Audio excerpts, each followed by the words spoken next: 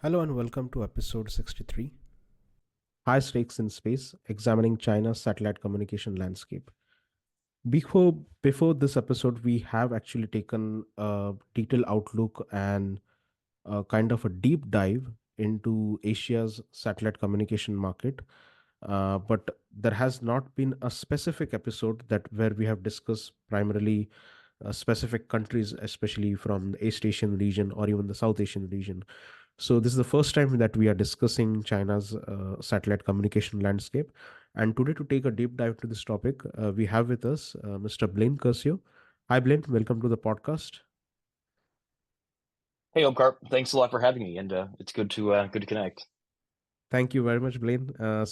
Welcome again on this podcast, I would say, because we have recorded one more episode, I think, in the very beginning when we started. This time we are taking a deep dive into China's satellite communication landscape. Last time we had much more, I would say, and just an overview of the Asia satellite communication market. Before just we proceed, can you give a little bit brief about yourself and how you ended up in the industry and what you're currently pursuing in terms of the projects or the kind of markets that you're targeting from the work at the moment? Yeah, so I got into the industry through an internship with SCS back in 2010, and since then, I've worked for a couple of different consultancies, primarily working on global satcom consulting, and then also the Chinese space sector. And so today, I'm wearing two hats primarily. So I work with Nova Space, formerly Euro Consult Space Tech Partners.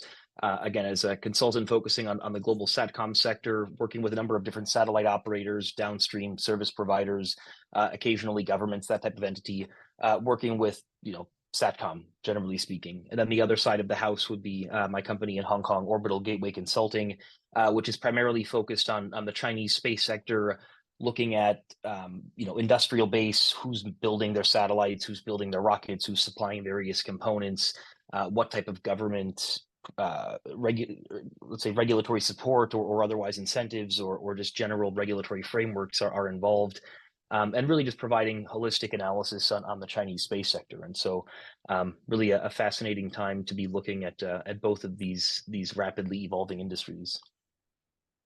Excellent. Yes, you are having a complete, your hands dipped into this market of China. So we'll be discussing not only the commercial, but as well as some of the military side of the China satellite market as well. To start with, can you discuss any recent developments or launches related to China's military satellite communication program? Sure. So, and I guess just to clarify, I mean, I'll talk maybe a little bit more broadly in addition to SATCOM about maybe some remote sensing sat nav. Is that sort Sure. of still within the Yes. purview of? Cool. Yeah. So I guess maybe I'll break this up into two parts. So kind of the broad, say, civil and national government type of programs, and then some of the commercialization that we've seen more recently. And I guess I would caveat a lot of this by saying that the Chinese military space apparatus in general is pretty opaque. A lot of the stuff is just sort of generally dual use, and so some of these programs that I'm going to be referring to, I mean, they're, let's say, at least partly, and some instances largely civil, but then there's also kind of a clear military use case or otherwise an explicit, in some cases, um, let's say, military connection. But all of that being said, I think if we look at the big national level programs, there's been a lot of progress over the last, say, 5 or 6 years. So, I mean, the first big one that we would look at is Beidou being the global satellite navigation constellation, and that third generation had seen 18 launches in or 18 satellites launched, I should say, in 2018, and then another 9 in 2019. So really kind of a peak in those 2 years, but in general, over that 6 year period, they've launched like 32 Beidou satellites. And then if we look at programs like Yaogan, which is the big kind of generally military focused remote sensing and SIGINT constellation, um, they launched something like 80 of those satellites over the last 4 years. So several of these large let's say navigation or remote sensing constellations have seen just like a really rapid increase in the number of satellites launched. And the use cases again are oftentimes at least partly civil, but obviously there's a certain military connection there. And so that general infrastructure I think has really built out. And over that period, it's gone from being, what was in some instances a regional focused constellation in a previous generation. So, like for Beidou, the satellite navigation constellation, they had previously had a regional Beidou coverage. This most recent, 6-year third generation constellation that has now provided them with global coverage for satellite navigation, which obviously would have some kind of military applications. And then on the comm side, we've seen, and again, this is a little bit speculative. Let's say there's limited tangible evidence that says the PLA actually controlled these satellites, apart from a lot of analysts just generally write this. The ChinaSat 1 and 2 series of satellites appear to be military comms satellites, and we've seen a number of those geo satellites, I should specify, launched over the last handful of years. And then in addition to that, on the comm side, you've had some of these global narrowband comms constellations, your Tiantongs, your Tianlian, relay satellites, that type of thing, which again would certainly have a military purpose in addition to a civilian one. So, I guess high level on the national program side of things, just a lot of big programs that have rolled out, providing, I guess what China would generally call the integration of remote sensing, communications, and navigation. So Tongdao Yao Yiti Hua is the Chinese phrase for this this proper noun that they use. And so those three systems, or those three types of systems, have definitely seen a pretty big evolution over the last few years. And then looking at the commercial side, which has been itself kind of a more recent trend, is commercial companies becoming involved in the military side of things. Fairly limited direct evidence, but companies like CGSTL, which is a large remote sensing service provider, they're kind of the Chinese version of Planet-ish. In their IPO prospectus, they have some line items for revenue by type or by source, let's say. And they do mention that there's some defense related revenues for their remote sensing satellites or related data. And there's a few other companies like that. So even just that idea of having commercial companies has been an interesting recent phenomenon. And I would say then just China, their defense apparatus having that additional capability of like these relatively not super high resolution Jilin 1 satellites, but like solidly advanced satellites that are in large quantity. They have maybe 140 of these satellites on orbit. Yeah, it's just a different tool in the toolbox, I suppose you could say. So, yeah, I think Right. broadly speaking, that's kind of the general landscape of China's military space apparatus at the moment. Interesting.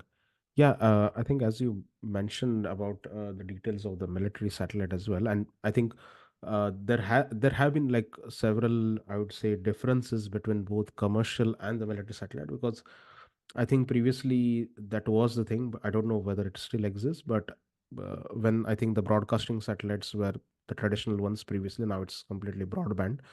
So I think the Chinese government had allowed I would say, the national players basically to sell capacity outside, not inside the country, because I think it's the terrestrial players who have been dominated inside China. So, I mean, these are, very fine differences between commercial and the military satellite communication.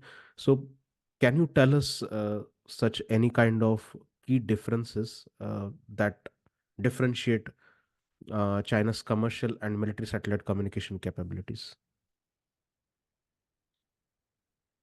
Sure. And so I think a couple of caveats would be, to a certain extent, uh, most of China's large commercial satellite, like SATCOM capabilities, would be China Satcom, let's say. And China Satcom, as a state-owned enterprise, almost everything that they do would at least in some way be, if not dual use. I mean, in Chinese, there's this phrase, military civil fusion, or 族民融合, and this idea that um, that it basically that the civil or commercial economy would have some level of integration with the military or with the defense industrial base more broadly. But that being said, I mean, if we look at like the level of transparency, like the commercial, we know a lot more about China's commercial satellite communications capabilities than we do about their military Yeah. satcom capabilities. I mean, China satcom, they talk at conferences, they publish coverage maps of their fleet, they publish, what their future plans are. They're a listed company, so they need to talk about their future capex plans and what kind of satellites they'll be launching, etc. The other thing, on the more, let's say, new space, if I can use that phrase, commercial side, like these newer commercial Yeah. companies that are not really providing satcom services in any large scale way, but you have a number of companies that have like IoT constellations that have maybe 15 or 20 satellites on orbit that are doing primarily what would be like application testing. So working with, like, for example, Comsat is a company that launched a handful of IoT satellites. They had some elephants in Thailand, I think, or possibly even Vietnam or I think Thailand, that had IoT sensors attached to them, and that these satellites were able to track the elephants. And again, I don't know if they were actually making money on that, or if this was just a use case test with some funding, maybe from a government or from some. But anyway, you have a large number of these commercial companies that are providing what you could call satcom services that are just doing totally different things to the military, I guess I would say. And they've proliferated. They have, there's more of those satellites. There's maybe 40 or Yeah. 50 low Earth orbit satellites from China that are IoT-ish, or would be like remote sensing plus IoT. So yeah, I think it's a totally different level of on orbit activity, let's say, or a totally different type of on orbit activity, for lack of a Yeah. better term. That all being said, I mean, there have been, over the last 2 years, let's say, uh, probably about a dozen, well, it'd be about a dozen, yeah, low Earth orbit broadband test satellites launched by China, and these are all really super vague. The press releases are always like, Yeah. oh, the low Earth orbit broadband test satellite number 1 and number 2 were launched from Jiuquan, and nothing else happened that day, and we're never going to talk about this again. I mean, more or less. And so these, Okay. again, it's the kind of thing where, like, well, you look at what Starlink is being used for in certain parts of the world, and you consider the language in China around the need to have a Chinese version of Starlink. And it doesn't take much to put two and two together. And I think certainly when we look at, and I don't want to get too far ahead of ourselves, but when we look at what's probably going to happen over the next couple of years, there's a lot of factories in China that have been built or that are being built with pretty clear intent of building hundreds or thousands of low Earth orbit comm satellites that would presumably have a strong dual use kind of an element Yes. to them. But again, digressing, in the present day, we've seen a number of these typically low Earth orbit comm satellites that have been launched that are quite vague. And I guess just the last point I would mention on the MilSatcom side, you have a number of these Shenzhen and Shenzhen satellites, which are sort of like tech verification satellites of various kinds. They're all pretty vague too. Like the press releases are always extremely short, and some of them are launched to kind of interesting orbits, or otherwise, are giving off sort of interesting frequencies, or that kind of thing. So, yeah, I would say that their military satcom capabilities are quite Yeah. substantial, but they're just a lot more opaque than everything that's happening in the commercial world. Maybe is the short Yes. answer to that. Yeah, I think the concept of military civil fusion you mentioned is quite interesting. I think I'll come back to that again, I think in the following questions.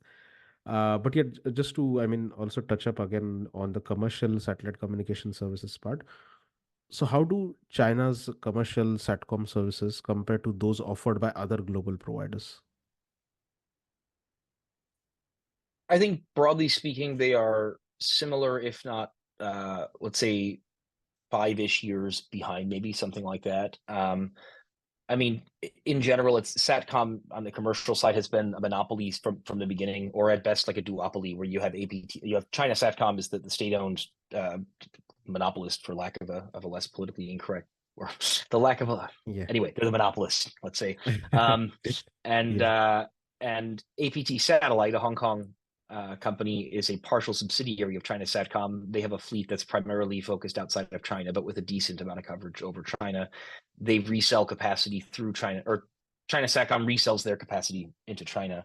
And so, what that has meant, especially when combined with a very strong terrestrial communications network, is that the Satcom market inside of China has not really grown very quickly over the last several decades because, again, you had this monopolist and you've had a pretty strong terrestrial network. And so it's like, well, there's just no reason to really innovate there. That being said, over the last 5 to maybe 7 or 8 years, China Satcom has put more resources into these emerging, for lack of a better term, like HTS type verticals. So things like in-flight connectivity or maritime broadband, where it's like providing crew members on fishing ships enough bandwidth to where they can easily do a video call, let's say, something like that. And then also to some extent, let's say, consumer broadband, but I think that's a pretty hard sell in China. But digressing, they're starting to catch up a little bit in terms of these different verticals. And then on the fleet side, China Satcom has launched order of magnitude, maybe 150 or 200 gigabits per second of capacity on a couple of, let's say, medium-sized geo high throughput satellites. And then they have plans, I believe, in 2026, maybe for like a 500-ish gigabit per second class geo, or maybe 300 gigabit per second class geo. And that would be ChinaSat 26 or ChinaSat 27. It's been a little while since I've reviewed that, but anyway, yeah, I think you're looking at a fairly modern and comprehensive infrastructure, but just a little bit behind the cutting edge in the West. And the last thing I would mention is that it is becoming a little bit more internationally focused. I think their most recent GEO HTS from China Satcom that now covers all of the North Pacific and maybe even the western fringes of North America. And then they have another one planned, again, like 26 or 27, this large GEO HTS 300 gigabit per second class that will be covering from like almost the entirety of Europe, Middle East, Africa, and then like the Asian continent as well. So definitely becoming larger, more global, and generally catching up to some extent with the West. Interesting. Yep. And just to, finish this arc of commercial satcom. So, what role do commercial satellite communications providers play in supporting China's military communication needs? Because, in countries like India, US, even in Europe, several countries, like even in France as well, we are seeing like the participation from the private sector is much more increased now towards the military needs of the satcom. So can you just elaborate a little bit on that side? Like basically, is the same thing happening in China, or is China trying to do something else when it comes to increasing the participation of the private sector in the military? Yeah, that's a good question. I would say that there are definitely green shoots of that, but it's pretty, again, it's all fairly opaque, and I would say that commercial companies that are doing business with the military, all else equal, are probably not going to be very noisy about it. That being said, we've seen innovation on things like flat panel antennas. There's a number of Chinese companies that are developing fairly sophisticated flat panel antennas that you can see they'll publish articles of their antenna being used for like the like public security in China. Like Baoan is kind of like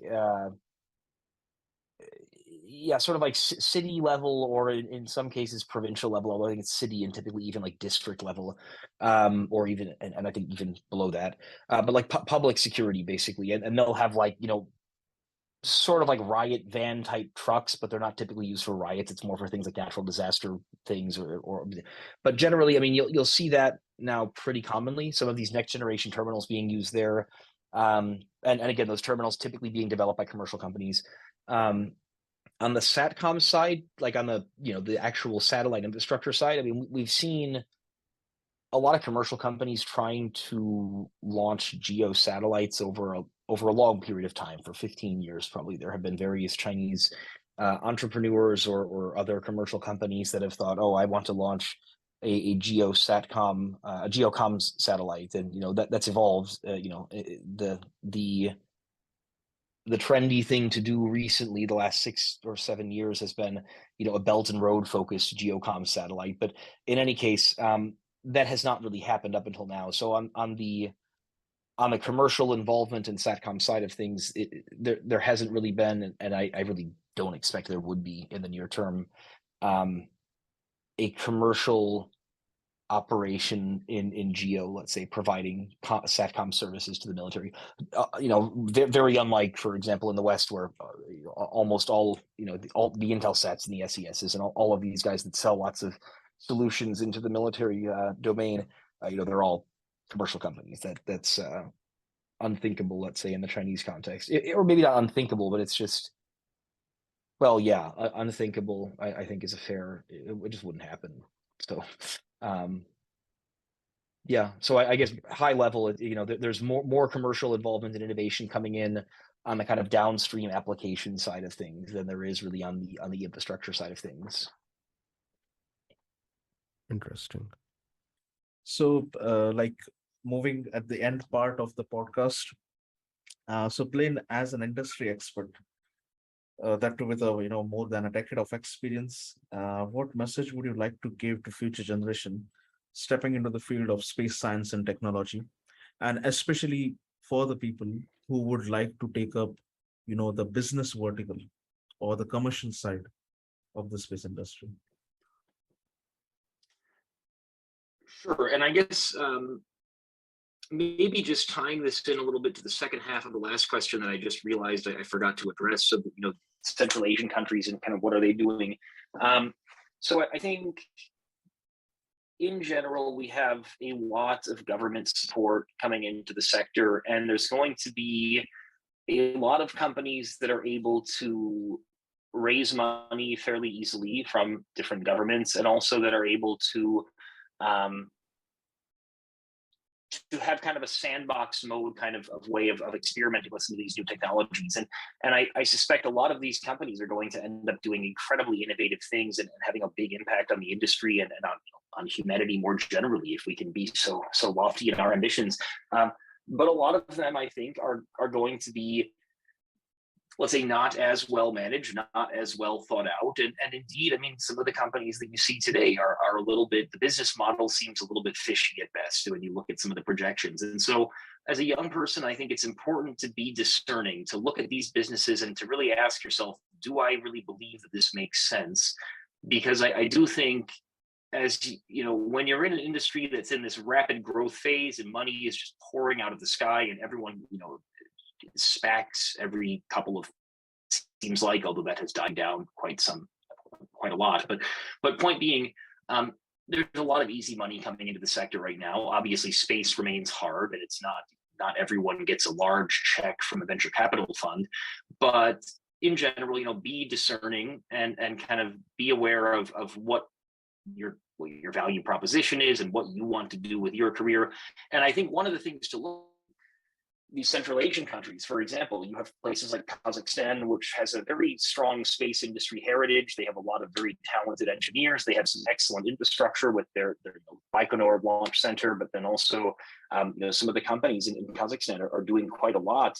But I suspect that they are having challenges in maintaining talent. I guess a lot of their most talented engineers are potentially looking to go somewhere else to work. And I suspect that